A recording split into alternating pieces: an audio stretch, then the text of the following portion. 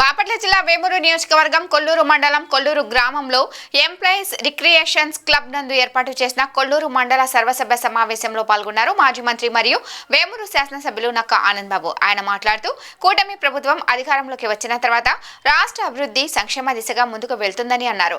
రాష్ట్ర ముఖ్యమంత్రి చంద్రబాబు నాయుడు అహర్నిశలు కష్టపడే రాష్ట్రాన్ని అభివృద్ధి చేస్తారని అన్నారు. జగన్మోహన్ రెడ్డి ప్రభుత్వంలో రాష్ట్రం అధోగతి పాలైందని, కొల్లూరు మండలంలో పార్టీ సభ్యత్వానికి కూడా బ్రహ్మాండంగా నమోదయ్యాయని అన్నారు. అలాగే రాబోయే రోజుల్లో జరగబోయే నీటి సంఘాల ఎన్నికలు, సొసైటీ ఎన్నికలకు అందరూ మాట్లాడుకొని ఏకగ్రీవంగా అయ్యే విధంగా చూసుకోవాలని తెలియజేశారు.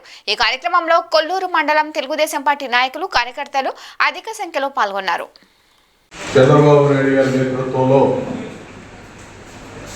కూటమి ప్రభుత్వం అధికారంలోకి వచ్చి 5.5 నెలల పైన అవుతా ఉంది. ఈ 5 నెలల కాలంలో కూడా మన నాయకుడు చంద్రబాబు నాయుడు గారి నాయకత్వంలో అభివృద్ధి సంక్షేమ కార్యక్రమాన్ని ముందుకు తీసుకెళ్ళడానికి అహోరాత్రులు శ్రమిస్తూ ఉన్నారు. ఎందుకంటే 5 సంవత్సరాలు జగన్మోహన్ రెడ్డి పరిపాలనలో ఈ రాష్ట్రం అతలాకుతలం అయిపోయింది, అస్తవ్యస్తం అయిపోయింది. పూర్తిగా నాశనం చేసి పెట్టారు రాష్ట్రాన్ని. అన్ని వ్యవస్థలు కూడా భ్రష్టు పెట్టి చేశారు. ప్రత్యేకంగా మనం చెప్పేదే లేదు అది, ఎందుకంటే ప్రజలే చెప్పారు. 164 సీట్లు, 175 సీట్లకి గాను 164 సీట్లు బ్రహ్మాండమైనటువంటి మెజారిటీతో పక్కబెట్టి ప్రజలకి జగన్మోహన్ రెడ్డి పరిపాలన మీద ఉన్నటువంటి అసహ్యాన్ని ప్రజలు వెళ్ళగట్టారు. పొరపాటున అధికారం ఇచ్చాం, ఇటువంటి వాడికి అధికారం ఇస్తే రాష్ట్రం, ప్రజలు భవిష్యత్తు ఏ విధంగా నాశనం అయిపోతుందనేది స్పష్టంగా గుర్తించారు ప్రజలు.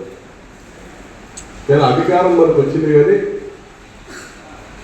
ఈ కష్టాలన్నీ పాత పాపాలు, జగన్మోహన్ రెడ్డి హయాంలో జరిగిన పాపాలన్నీ కూడా మనలో కూడా వెంటాడుతూ ఉంటాయి.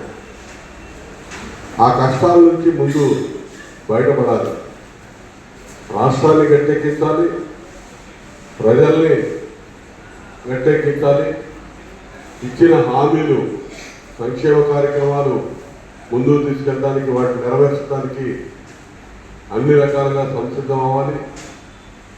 పూర్తిగా అడుగంటిపోయినటువంటి అభివృద్ధిని పట్టాలెక్కించడానికి అనేక రకాలుగా ఇబ్బందులు పడాలి. వాటితో పాటు భవిష్యత్తును దృష్టిలో పెట్టుకొని, భవిష్యత్ తరాలను దృష్టిలో పెట్టుకొని, ఈ రాష్ట్ర భవిష్యత్తుని, ప్రజల భవిష్యత్తుని దృష్టిలో పెట్టుకొని కార్యక్రమాలు ముందుకు తీసుకెళ్ళాలి. ఇవన్నీ కూడా ఎంతో అనుభవం ఉన్నటువంటి నాయకుడు మన నాయకుడు చంద్రబాబు నాయుడు గారు.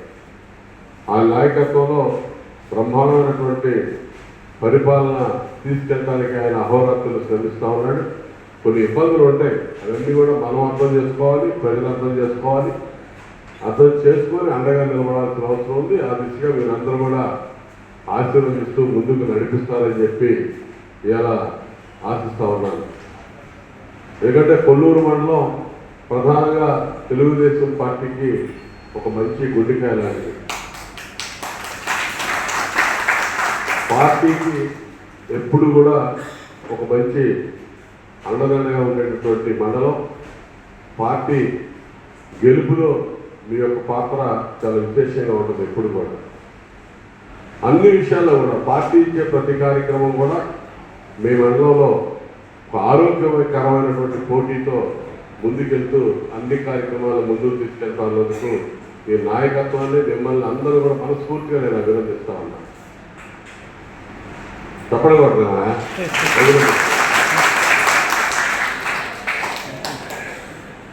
ఆ దిశగా మరి ఈరోజు సభ్యత్వ నమోదు కూడా ఇప్పుడే మురళి గారు చెప్పాడు. మీరందరూ కూడా బ్రహ్మాండంగా దాదాపు 13,500 పైన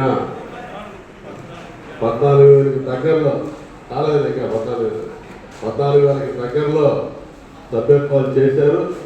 క్లస్టర్ వైజ్గా చూసుకుంటే కూడా మొదటి ప్లేస్లో మురళి గారు క్లస్టర్ మొదటి ప్లేస్లో కూడా ఉంది.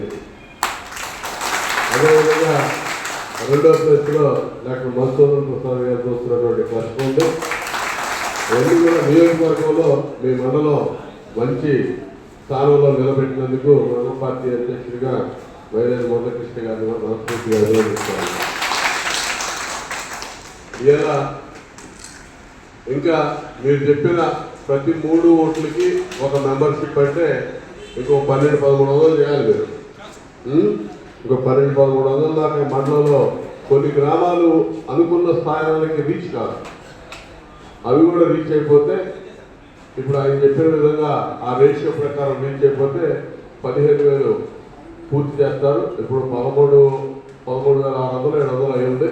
ఇంకా 1300-1400 చేస్తే 15,000 రీచ్ అవుతారు. మీరు పూర్తిగా అనుకున్న దానికంటే ఎక్కువ సభ్యత్వ సేకరణ చేసి నంబర్ 1 స్థానంలో ఈ మండలంలో ఒక రోల్ మోడల్గా మీరు నిలబడతారని చెప్పి మీకు గుర్తు చేస్తూ ఆ దిశగా సహకరించి ఇంకొక 10 రోజులు కష్టపడి సభ్యత్వాల ముందుకు తీసుకెళ్ళమని చెప్పి మీకు విజ్ఞప్తి చేస్తా ఉన్నా. రెండోది ప్రధానంగా ఇప్పుడు వచ్చినటువంటి అంశం నీటి వినియోగదారుల సంఘాల ఎన్నికలు. వాస్తవంగా రేపు నోటిఫికేషన్ రావాలి. 8వ తారీఖు దానికి ఎన్నికలు నిర్వహించాలి. రేపు రావాల్సిన నోటిఫికేషన్ ఒక 4 రోజులు మాత్రమే పోస్ట్పోన్ అవ్వబోతా ఉంది. పోస్ట్పోన్ అయ్యింది. అది ఎప్పుడు నిర్వహించేది మళ్ళీ చెప్తారు. నాకు ఎక్కువ రోజులు అవసరం 3-4 రోజులు పోస్ట్పోన్ అయితే ఈ వర్షాలు చిత్తూరు, తిరుపతి, నెల్లూరు అంతా అకాల వర్షాలు, తుఫాన్లు ఉండటం వల్ల మొత్తం రాష్ట్రం అంతా ఒకేసారి జరపాలి కాబట్టి కొన్ని ఇబ్బందులు ఉన్నాయని చెప్పి సడన్గా ఆపారు. కాబట్టి 3-4 రోజులు వర్షాలు తగ్గిపోగానే మళ్ళీ ఆ ఎన్నికల షెడ్యూల్ అనేది రీషెడ్యూల్ అయ్యి డేట్స్ ఇచ్చేస్తారు.